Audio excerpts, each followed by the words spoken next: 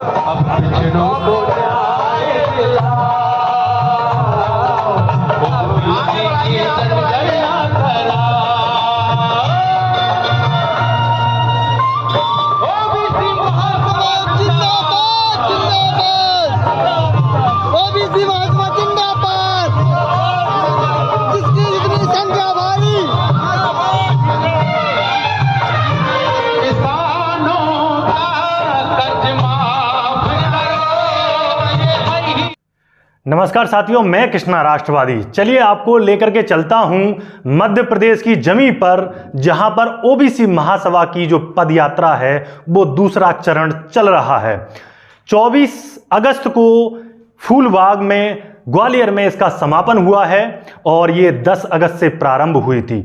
जो पहली पदयात्रा थी वो लगभग 30 विधानसभाओं को उस पदयात्रा ने कवर किया था और ये द्वितीय जो पदयात्रा रही ओबीसी महासभा की, उसने 34 विधानसभाओं को लगभग कवर किया है। चलिए, आप मेरे पीछे फोटो में देख रहे होंगे कि किस तरीके से महेंद्र सिंह लोधी कोर कमेटी सदस्य और धर्मेंद्र कुशवाहा, लगातार आप देखेंगे कि विजेंद्र यादव, लोकेंद्र गुर्जर, लोधी, राकेश पटेल, ना जाने कितने ऐसे व्यक्ति हैं इस समय जो मध्य प्रदेश की जमीन पर चमक रहे हैं और लगातार पिछड़े वर्ग को चमकाने के लिए लगातार लगे हुए हैं।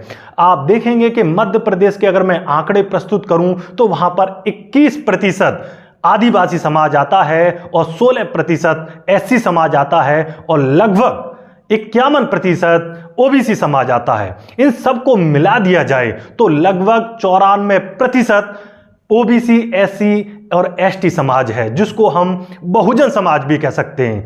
यही बहुजन समाज यदि एकजुट हो जाए तो लगभग उसका वर्चस्व 196 सीटों पर बनता है, क्योंकि आप जानते हैं कि मध्य प्रदेश में 230 विधानसभा की सीट हैं, उनमें 196 सीट अगर ये SC, ST, OBC, Bahujan Samaj एक साथ मिलकर के, एक संगठित होकर के यदि लड़ता है तो 196 सीटों पर कब्जा कर सकता है। लेकिन बात आज मैं कर रहा हूं ओबीसी महासभा की।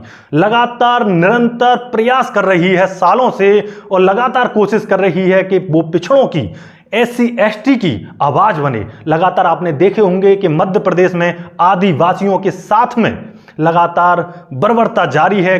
कभी किसी के सर पर पेशाब कर दिया जाता है, कभी उसको सताया जाता है, तो कभी जेलों में बंद कर दिया जाता है। लेकिन जिस तरीके से ओबीसी महासभा, भीम आर्मी और जयस लगातार संगठन मिलकर के आवाज उठा रहे हैं और एकता बनती हुई नजर आ रही है। साथियों, आप देखेंगे कि किस तरीके से जो पिछड़ा वर्ग है, जो ओबीसी महासभा के द्वारा जो ये पद यात्रा चलाई जा रही है, उसमें निम्न बिंदु की अगर मैं बात करूं तो उसमें जातिगत जनगणना मुख्य एक एजेंडा है और साथ में ओबीसी की जो हक अधिकार हैं, जिसकी जितनी संख्या भारी उसकी उतनी हिस्सेदारी पर लगातार, और जो बैकलॉग जो भर्ती हैं उनको भरा जाए और जो ओबीसी की स्कॉलरशिप है वो ओबीसी छात्रों को मिले। तो लगातार ऐसे जो शिक्षक भर्ती के लगातार ऐसे मामले हैं जिनको लेकर के ओबीसी पदयात्रा निकल रही है और ये द्वितीय चरण था जिसका 24 अगस्त को समापन हुआ है। फूलबाग में बहुत बड़ा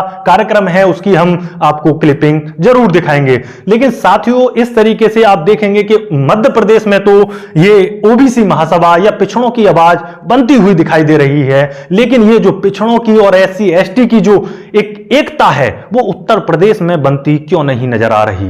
क्योंकि आप जानेंगे कि किस तरीके से मध्य प्रदेश में कांग्रेस और भाजपा का शासन रहा है और देखा जाए जो पिछड़ा समाज है वहां पर अभी भी जो एससी समाज है या फिर आदिवासी समाज है वो अभी भी पिछड़ा हुआ है।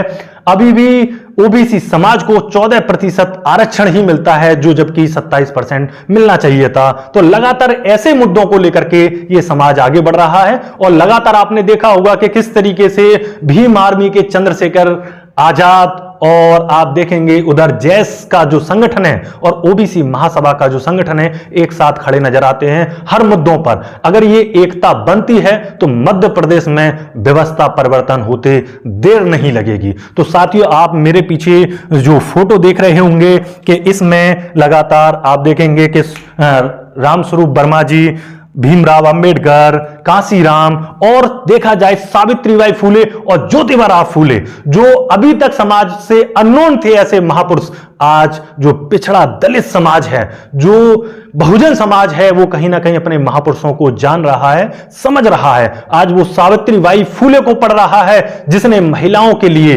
1800 के दशक में अपने स्कूल खोले थे। आज ज्योतिबा फूले को पढ़ रहा है, जिसने जो मनुवादी सिस्टम की जो चूलें थी वो हिला कर रख दी थी। आज पेरियार साहब को पढ़ रहा है दक्षिण में, जिसने सच्ची रामायण जैसी एक पुस्तक लिख करके क्रांति मचाई थी। आज ललई सिंह यादव को समझ रहा है, बाबू जगदेव सिंह को भी समझ रहा है। तो लगातार ऐसे जो मंडल को लेकर के चले थे, शरद यादव, लालू यादव, उस समय के जितने लोग थे, रामविलास पासवान, उनकी उसी विचारधारा पर चल रहा है। और 90 के दशक की जो राजनीति है कहीं ना कहीं यहां पर बनती हुई दिख रही है। उत्तर प्रदेश में भी लगातार दलित पिछड़े समाज की आवाज उठने लगी है। तो साथियों, समझना यह होगा कि जिसकी जितनी संख्या भारी, उसकी उतनी हिस्सेदारी की जो बात है, जो आवाज है, वो बढ़ चली है। और कहीं ना कहीं इसमें जो दलित पिछड़ा समाज है वो समझ रहा है कि हमारे बहुजन नायकों को हमसे पीछे रखा गया है, हमारे इतिहास को गायब किया गया है, और उसकी आज हिस्सेदारी जो है ना तो प्रेस में दिखाई देती, ना मीडिया में दिखाई देती, ना कार्यपालिका में दिखाई देती, ना विधायिका में दिखाई देती। तो कहीं पर भी इसकी जो प्रेजेंस है, जो 85% है, उसकी प्रेजेंस लगभग नगण्य है, लगभग शून्य के बराबर है। उसी संख्या को वो बढ़ाना चाहता है। तो साथियों, यहां पर अब देखा जाए उत्तर प्रदेश, मध्य प्रदेश और जो हिंदी भाषी क्षेत्र हैं, और साथ साथ अगर चले जाएं साउथ की तरफ भी, तो वहां पर भी अब पिछड़ों की आवाज उठ चुकी है। क्योंकि आप जानते होंगे कि कर्नाटक में जो चुनाव हुआ था, उसका मुख्य एजेंडा जो कांग्रेस का था, वो ओबीसी दलित पिछड़ों को लेकर के था और भारी जीत हासिल की थी। और आपने देखा होगा कि उसमें जितने भी नेता बने थे वो ओबीसी समाज से ही बनाए गए थे। क्योंकि कहीं ना कहीं आप देखेंगे कि आज हिस्सेदारी देने की बात हो रही है। और दूसरी तरफ बात करें तो संविधान को बदलने की भी बात चल रही है कि हम संविधान में परिवर्तन लाना चाहते हैं। तो सोचिए कि एक तरफ ओबीसी महासभा, जैस, भीम आर्मी और लगातार बहुजन समाज के ऐसे संगठन हैं जो संविधान को बचाने की बात कर रहे हैं। तो साथियों, एक प्रयास है और मैं इनके हौसले को सलाम करता हूं कि लगातार मध्य प्रदेश की किसी भी घटना पर लगातार बोलते हुए नजर आते हैं, लगातार आवाज उठाते हुए नजर आते हैं और हमेशा साथ खड़े होते हैं और बड़ी ही ईमानदारी से कार्य करते हुए नजर आते हैं। मैं कोर कमेटी सदस्य महेंद्र सिंह लोधी, धर्मेंद्र कुशवाहा, विजेंद्र यादव, लोकेंद्र गुर्जर, विजय रतौनिया और ना जाने कितने ऐसे युवक हैं जिनका मैं अभी नाम नहीं ले पा रहा हूं, इन सभी की मेहनत आज देखा जाए तो वो लगातार इतने मुद्दों पर साथ खड़े नजर आते हैं। कोई भी घटना हो तो इनके लिए मैं सलाम करता हूं।